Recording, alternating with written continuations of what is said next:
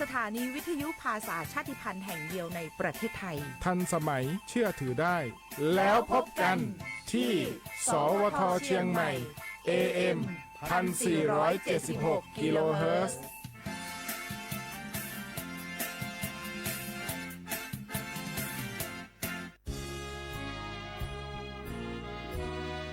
พระบารมีปกเกล้าเพื่อปวงชนชาวไทยจากพระราชกรณียกิจนานับประการที่พระบาทสมเด็จพระเจ้าอยู่หัวและพระบรมวงศานุวงศ์ทรงทุ่มเทพระวรกายทรงงานอย่างไม่เหน็ดเหนื่อยเพื่อประโยชน์สุขของประสบนิกรจากโครงการหลวงสู่การพัฒนาแหล่งน้ำส่งเสริมการศึกษาและด้านสาธารณสุขที่มุ่งเน้นการพึ่งพาตนเองและการพัฒนาอย่างยั่งยืนทุกย่างพระบาทคือการทรงงานทุกพระราชดำริคือพลังแห่งการพัฒนาเพราะประชาชนคือหัวใจของแผ่นดินร่วมเสริมสร้างความรักในสถาบันหลักของชาติโดยสำนักงานประชาสัมพันธ์ที่ 3 กรมประชาสัมพันธ์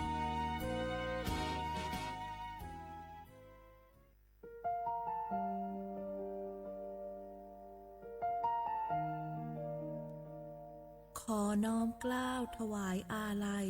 สมเด็จพระพันปีหลวงพระแม่แห่งแผ่นดินผู้ทรงเมตตาเหนือเกล้าขอพระองค์เสด็จสู่สวรรคาลัยข้าพระพุทธเจ้าข้าราชการและเจ้าหน้าที่สถานีวิทยุกระจายเสียงแห่งประเทศไทยจังหวัดเชียงใหม่กรมประชาสัมพันธ์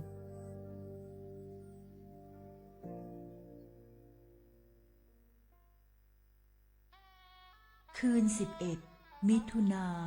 ฟ้าร่ำไห้ประชาไทยวิปโยคโศกทวินกราบพระบาทอำลา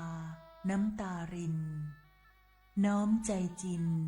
รำลึกพระกรุณาธิคุณน้อมสำนึกในพระกรุณาธิคุณข้าพระพุทธเจ้า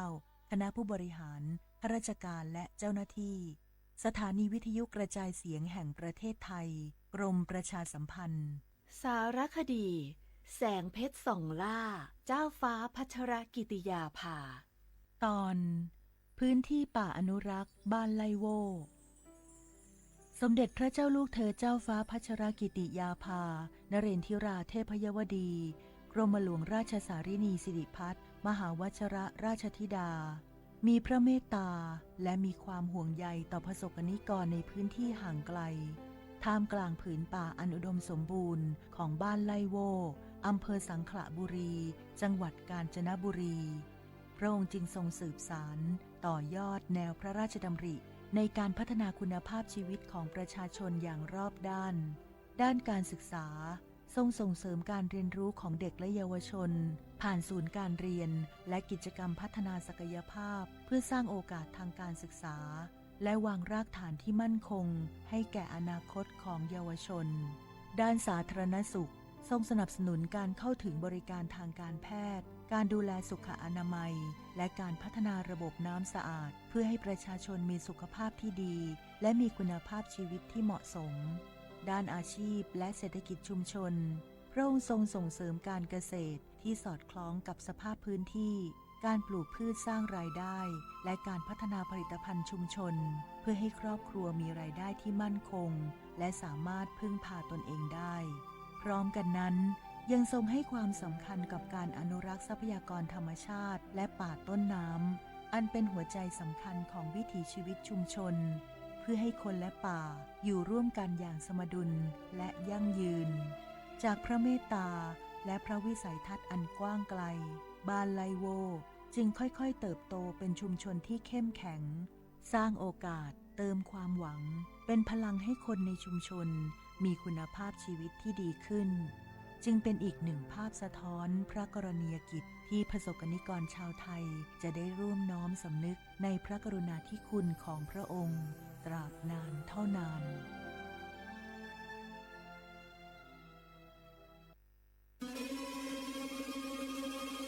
ก้าวสำคัญมาถึงแล้วเจียงใหม่น ครหลวงของล้านนา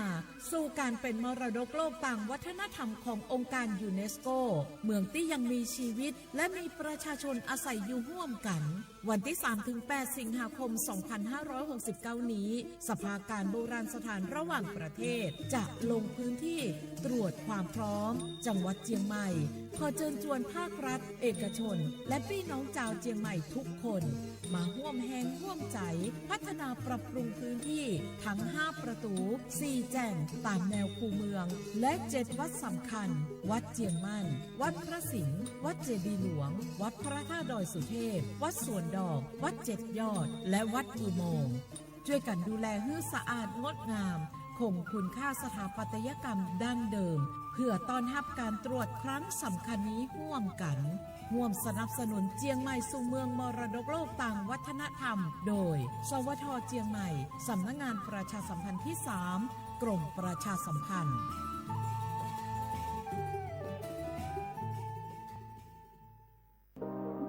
ร่วมเป็นเจ้าภาพงานระดับโลกจัดขึ้นในประเทศไทยการประชุมสภาผู้ว่าการกองทุนการเงินระหว่างประเทศและกลุ่มธนาคารโลก 12-18 ตุลาคม ณ ศูนย์การประชุมแห่งชาติสิริกิติ์ด้วยแนวคิดโลกทัศน์ใหม่ของไทยเพิ่มศักยภาพคนสร้างภูมิคุ้มกันในโลกที่ท้าทายมาร่วมเป็นส่วนหนึ่งของการประชุมครั้งประวัติศาสตร์เพื่อปรับตัวสู่อนาคตร่วมกันอย่างมั่นคง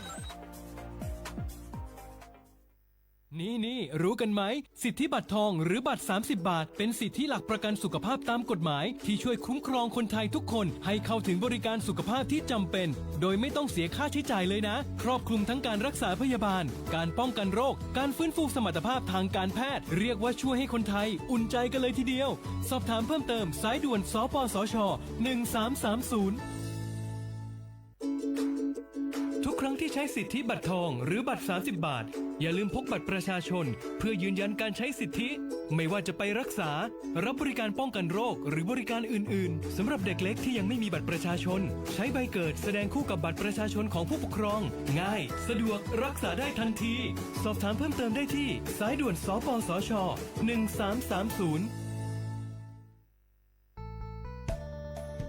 สถานีวิทยุกระจายเสียงแห่งประเทศไทยจังหวัดเชียงใหม่กรมประชาสัมพันธ์ประกาศรับสมัครบุคคลเป็นลูกจ้างเหมาบริการตำแหน่งพนักงานกระจายเสียงภาษาเมียนจำนวน1 อัตรา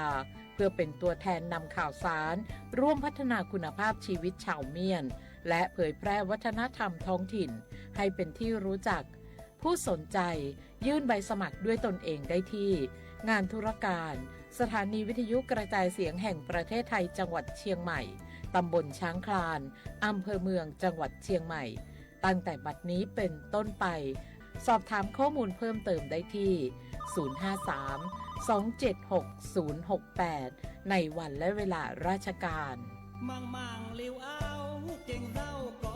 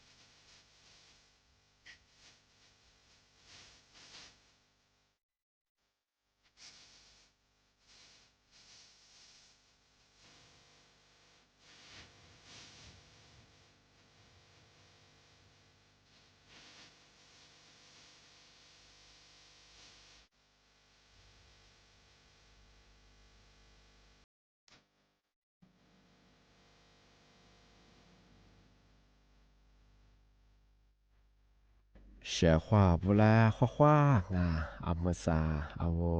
ลิซุงโงโดซึทขวาเปลาโวงาเอาลิซุงโงปากาโกโดจะมองไม่ทาจิมมาวดางาสถานี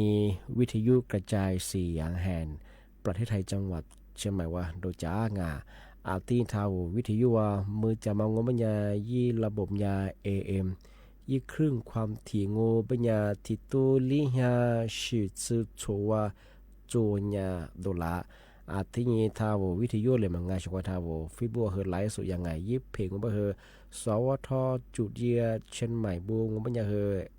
AM เยียปัญญาเฮอทิตุลิฮาชิซึโชที่เลบูญาเฮอที่เลตุยนางาฟิบัวงามาว่าติดไตรับบ่เฮงามีติดไตราชกงาที่เฮอบ่สุดๆแปลว่าชวาทะเลนี่เกิดงาเอารายการลิซุงงไม่เฮงาที่นี่มาเฮนี่ขวาด้วยชวางาแน่ๆบ่เฮโฉมโมขวานี่จิโมว่าเฮที่ขวาด้วยงาที่มูลงบ่ยานี่โมขวานี่สามโม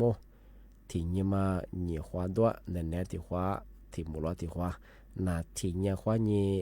นาเนี่ยที่นี่ที่ตัวจ้างาที่ยังไงที่มาแต่เชื่อว่าเฮจะมาปีมาที่สตาจินชาว่าชอบนะเมื่อสัตยาตันโนไซเบอร์มันก็จะเฮตันโน CIB แบกดองยาเฮจะมาเตือนอินฟลาจะมาสจินชาที่เอาไปชาบุละเอาชอบนะเมื่อสากลุ่มมิชาชิงลัดโชมาคาโซที่บุมังยาญาที่เบชงงอนญาเจ้าหน้าที่ที่กลุ่มที่ดินตะปูว่ากว่าชิโซกับตุนโซงอยี่จิโซเบนยาอาวลาโทฟลาชิงอาวลาโทฟลางมันยาลีแบบเฮอาวลากว่ายี่หมายเลขรหัส OTP มาส่งเบชงยาเนี่ยผู้บาเลียบุรงยาผู้บาเลียบางมันยังว่ายิบเสียวกว่าปีขว้างเอาหัวฮีที่จะกูอีเคยมีประจับไปเฮแบบน่ะเอารัฐบาลจะกูหรือจะกูดมอประจับไปเฮเอามีชาเฮที่เลยฟอร์มังไงยาเวียนเคยมังไงไอ้ทำไมยิบเลียเป็นยังเฮในรายที่ทั่วฟุลาโดชกว่างที่เป็นอย่างในรายกว่ายี่ละหางOTP มายี่ละส่งฟื้นเป็นยังไงที่ถึงบางว่าเป็นอย่างในรายกว่ายี่ลายว่างสุดๆแพ้ยี่เป็นอย่างเฮในรายกว่ายี่แอปธนาคารว่าเดี๋ยวนี้กูเลยยี่ที่เลยยี่ที่เดินแบบมาใช่ไงที่ยี่งูปันเลยเป็นยังที่ถึงบางว่าเป็นอย่างเฮเอาละยี่ละหาทำไมยี่ตัวละเป็นยังไงละหาที่ OTP มาไงยี่ตัวลองว่าเฮยี่ละส่งฟื้นจะมาว่าเฮฟุตบอลโกยมายี่หมายเล่ไปโดยไงละหาเป็นยังไงชอบว่าไงมาเฮถัดอยู่สังปีขว้ามันเสื้อยังไงเอาละโทรฝรั่งยิงผู้บ่าเนเลียโรงแต่ก็ถือเป็นหนึ่งนี่เจ้าหน้าที่สปกไงถือภาษีบวกกว่าชิสเป็นยังภาษีเลียเป็นยังไงทำไมเนี่ยชิมเมียก็เราตัวขยะปีมาจังไงมาสาริยาเจ้าหน้าที่กรมที่ดียังไงนั่นผู้บ่าเลียเป็นยังมาเปียกว่าเวงคืนที่ดีก็ลามาจดบ่อยาผู้บ่าเลียเป็นยังไงที่ขวานี่โทรฝรั่งนี่อีของที่หมายเลขละOTP มาเดี๋ยวมาเฮจวงช่องมาเฮจะมั่วช่องเปียกว่ามาพอจิตจบบ่เฮมาเฮทักเกงชียี่ละหาเดียวเฮข้อมูลส่วนตัวเดียวเฮทักเกงเมื่อเสียงยิงว่าเป็นยังเฮกลุ่มมิชาชิงละสมัครเข้าสู่มาเฮไงงูนี่เจ้าหน้าที่กุมารธรรมเบยเฮว่าทุกฝรั่งยี่ละหาเดียวมาข้อมูลเดียวมากุลีนี่เจ้าที่เลยนี่เจ้าไงมีอาชีมีอาจจะไงมาเฮอาเตเนี่ยจานี่ไง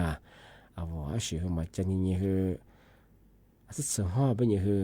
จีจามังนี่เชื่อว่านี่เฮยี่ข้อมูลกามาเล็บชีกามาเล็บชีสูงมังแต่ยังสุดท้ายไปถึงก็ดีว่านี่เฮยี่ละมังฟุตบอลเพียดูยังไงสุดท้ายยังไงพวกที่ว่านี่ว่าเราทุกอย่างจะเป็นยังเฮอาชีพเฮแต่ก็เนี่ยถาลุพะจัวเฮที่นี่เชื่อเหเฮมาเสียมาเฮอะไรสิละชงพิมพ์มุมจงไอ้เสด็จเบจานี่ทุกฝรั่งนี่กุลีเจ้าที่ลีเจ้าวันนี้เจ้าหน้าที่รัฐบาลเป็นยังในระกุลีกรอที่ลีกเป็นยังไง阿么是现你不是就是个面是好啊，啊我出门我不要去啊我一考一度去门啊那做门对你不是啊就是欢你就在你去福巴所个的嘛去去面啊啊ที่欢你是好啊啊มาแล้วคือที่ปีมาแบบมาอ่ะปีขวา我出门去ตรงอ่ะเอาหิควาจะไปคืออ่ะมันเสื้อยังว่าย่าชุดชุดข้าราชการไงที่ยันหน่วยงานประชุมสกว่านี่เชื่อกว่านี่คือเอาเฮียล้านนี่คือกับกุยล้านกับตุยล้านหัวอันนี้ไปเอาเฮียล้านกับตุยไปคือจักว่าสิกลุ่มมาทั้งปวงช่วงมาทั้งปวงไงหมดสินแบ่งว่าที่พี่กลุ่มมาที่สิแต่ละอย่างเฮียก็ที่ไปคือที่กลุ่มมูลแล้วเป็นยังไงนี่ผู้บอกว่าจะมาคือด้วยใช่ไหมที่เป็นยังไงช่วงอ่ะมาใส่เฮียนี่ไปคือละช่วงเป็นยังคือลิชิคือยินได้ไงผู้บอกเพราะว่าเป็นยังไงที่เป็นยังไงมาแล้วคือ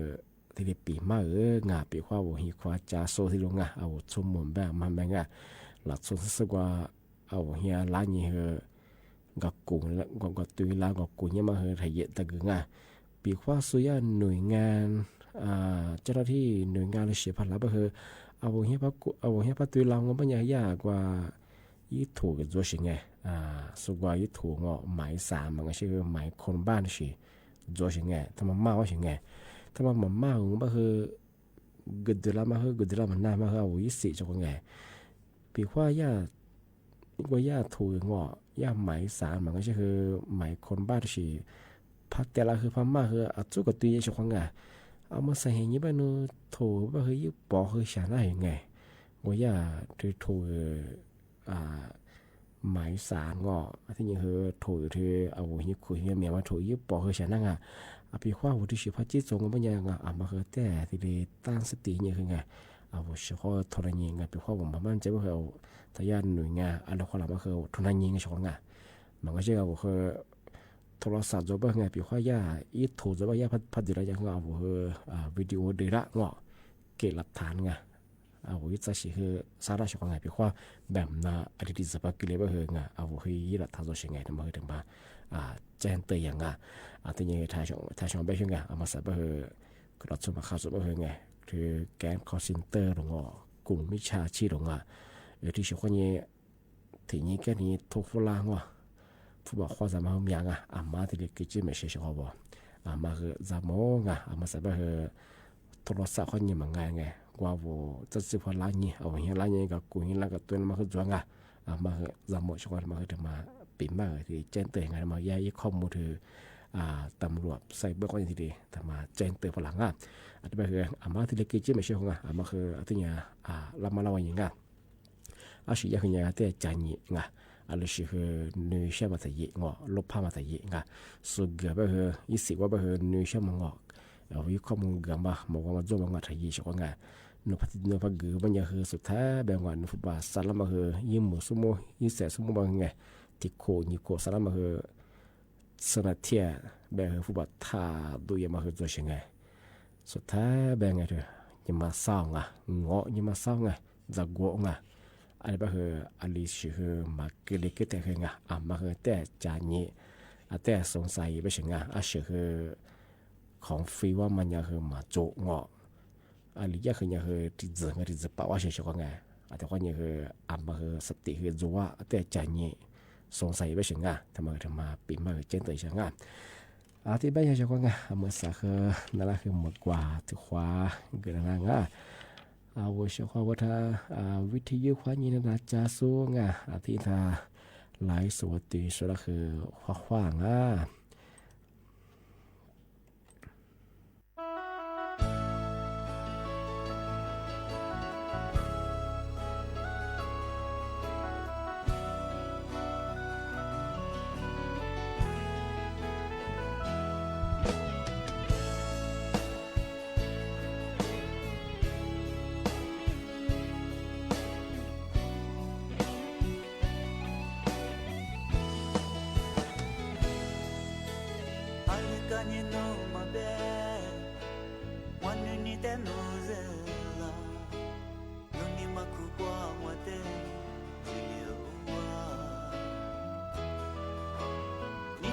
Semua tiro Ramami do mami Ale すのって吹けばらせみんなのベスにしようวันนี้มีแต่หนูเสือโลตรงนี้มีแต่หมอจีจีมือเลี้ยวว่านี่นี่แกสมัวที่รอชมแม่ละที่รอเลยเว้ยอะไรแบบสนุกแต่มีเล่ดีน่าเสียมีเล่เกี่ยมาดอ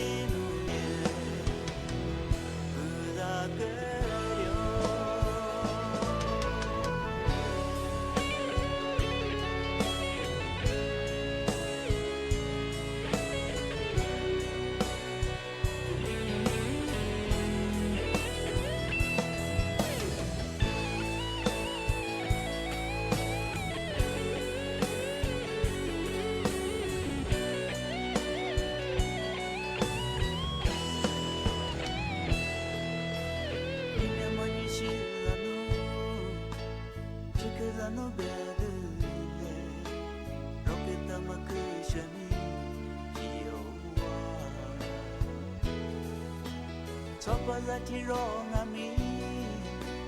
แค่ที่จะเจอละโลอะไรแบบสนุกแต่มีเล่เกราเซ่มีเล่เกมาดอที่โลละเล่มีเล่เกมาดอ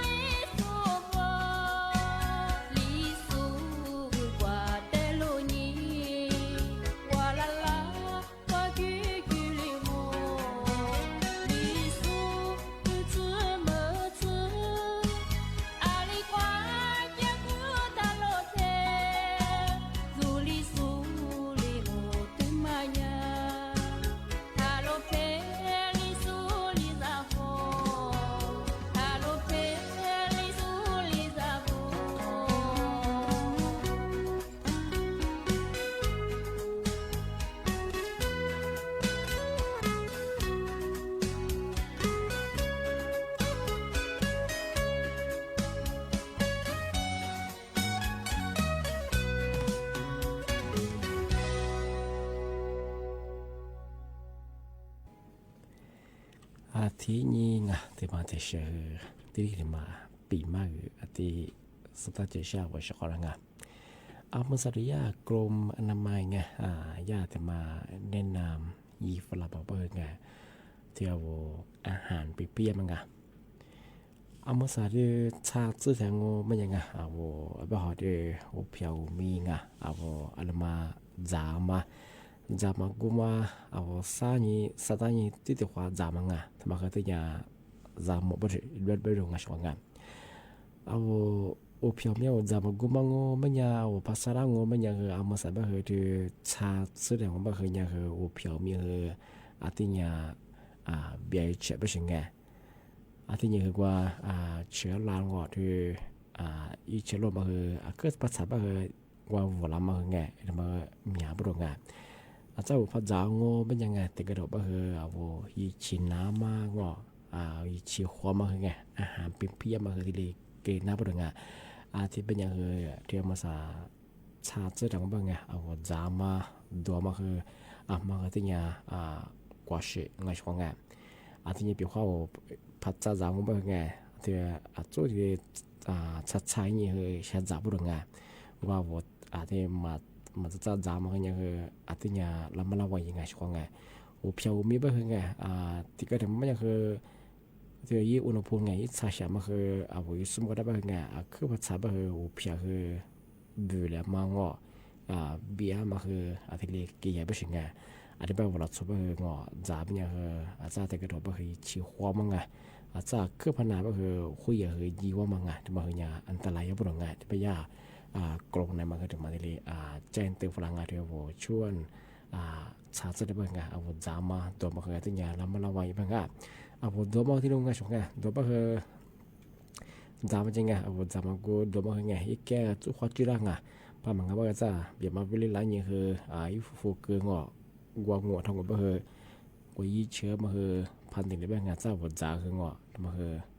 กูเดียวคือมาค้างอาจารย์กูมาเกลี่ยมาเกลี่ยเป็นไงมาเปียง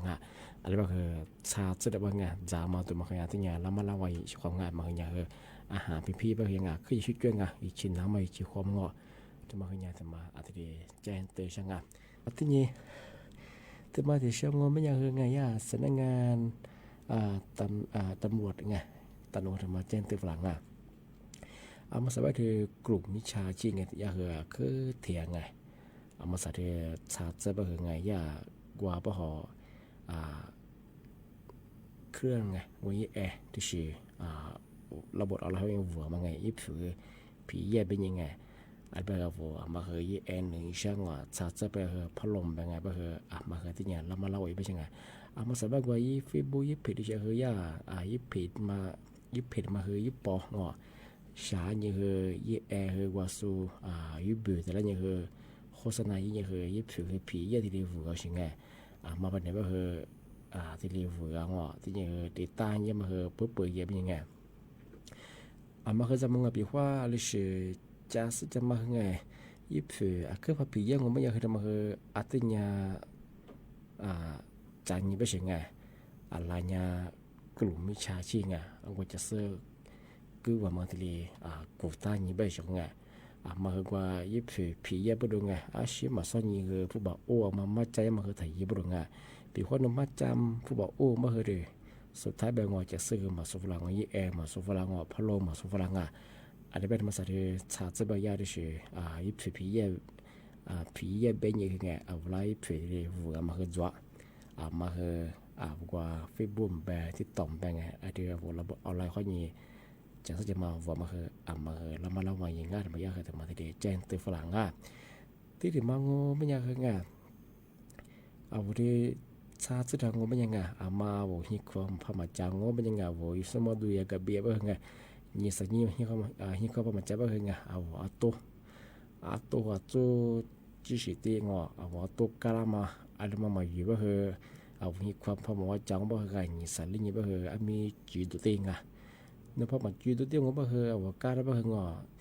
มาใส่บ่คือเนี่ยชาบ่ยี่อุณหภูมิชาบ่จะตุกะละมาอีกคือ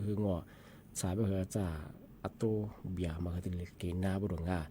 อาจจะแบบชของงาวอามาว่าเห็นความพอมาจังว่าเป็นยังไงถึงจะสัญญาคนหน้างาวประกาศเบี้ยอะไรก็แย่งอ่ะว่าตัวคือจู่ที่เรียกับกุญยิงกับเช่งอะไรมาอยู่มาจ้ามาจำเป็นว่าคือมีตัวจีตัวเองแต่มาถ้าการกันได้เป็นยังไงพักกันได้ว่าคือตัวว่าตัวกันได้ว่าคือตัวหุ่นจ่าชิงกันยังไงมาใส่ว่าก็สาว่าคือเครื่องของยี่ห้อมันคือประโยชน์เขาว่าคือตัวขึ้นจ่าเป็นยังไงมันยากแต่มาที่เดียเจนเตฝรั่งมาคือกับกุญยิงกับเช่งของงา